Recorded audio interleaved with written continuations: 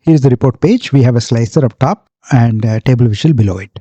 And for the slicer, the field is date, which is coming from the calendar table. And for the table visual, we have a date and also total steps measure as the fields. And if you make any selections on the slicer, obviously the table visual will change accordingly. And the minimum date in our data is 12/13/2020, and the max is 12/16/2023. We'll apply the sort on the slicer descending. Like I said, if you make any selections on the slicer, those values will change in the table visual. This is the default behavior in Power BI interactive visuals.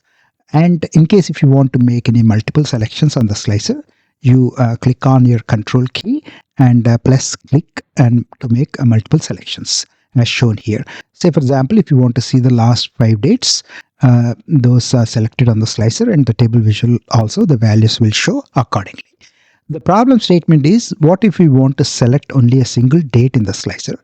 Based on the selected date, we want our table to show only the last 5 rows. There are several methods you can achieve this goal, but we will try to do this way. First step, we need to create a disconnected calendar table as shown. This is the model view. As you can see here, the disconnected table is not connected. It doesn't have any relationships with any other tables in our model.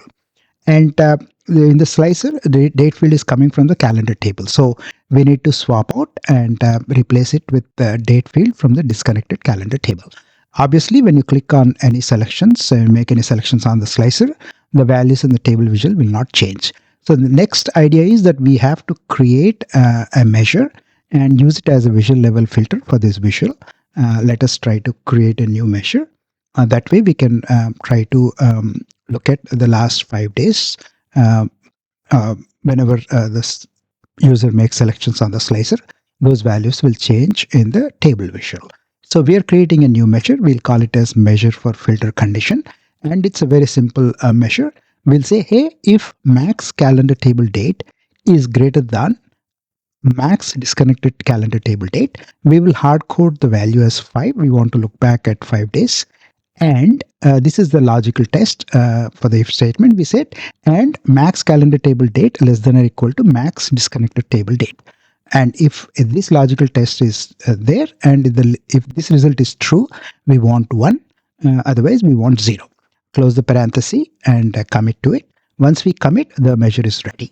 So the next is we need to use this measure in the visual level filter. So we need to select the visual, the table visual in our case, go to the filter panel, drag the measure onto the date field, and from the drop down, type 1 and select apply filter. So that, as you can see, any kind of date you select on the slicer, those values are changing. Remember, the slicer date is coming from the disconnected calendar table. That's the reason why it is working. So let us try to improve this report page. Let us try to add many things here. So you can copy this visual and you can hold those 3 ellipses and move around wherever you want to put that visual. So we will put it here, and we will try to convert that into a clustered column chart.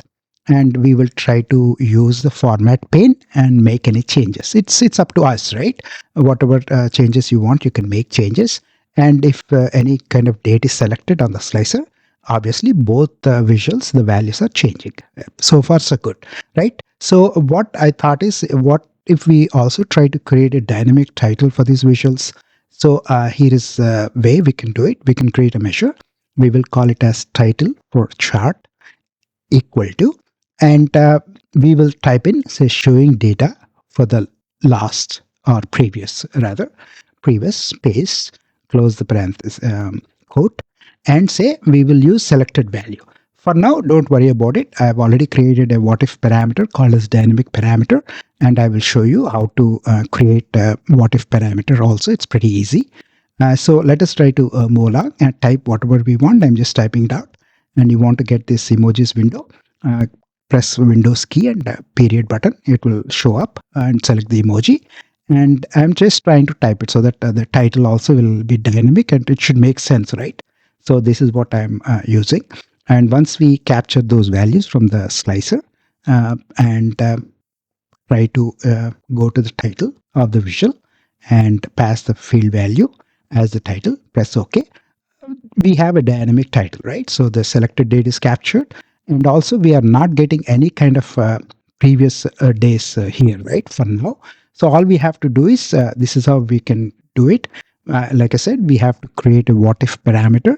So we can go to modeling, and from modeling you can click the new parameter, numeric range, and we want to create, say, 1 to 30 or 1 to 31 based on your need, and automatically the slicer is added. I've already done that in one of the previous videos, so I'm just trying to drag that value here, dynamic parameter, and convert that into a slicer. Let me just hold that and go to the slicer. Yes, slicer.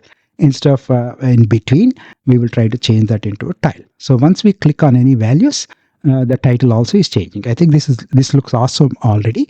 Let us try to keep going and make changes. Instead of the hard-coded value, we will change that value into dynamic value parameter so that those dates are captured perfectly. That is exactly what we want, right? Say, for example, we have selected 14. It is showing. This is the final report page. I made some changes here, formatting.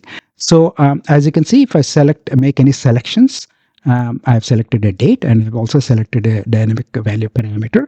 Say last 10 days I want to see from the date. I have shown that. And I've also added a max min highlighting, which I wanted the columns to pop out. So this is how you do it. We create a couple of variables. We'll capture the max value and min value. And using a simple switch statement, we are capturing those values and also passing the colors. In this case, we want orange, and otherwise we want it red. So those things are changing. And once we click on any kind of make any selections on the slicer, and also in the dynamic parameter, those values are changing. I think let us go ahead and make changes to the series here. Instead of 30, we'll change it to 31.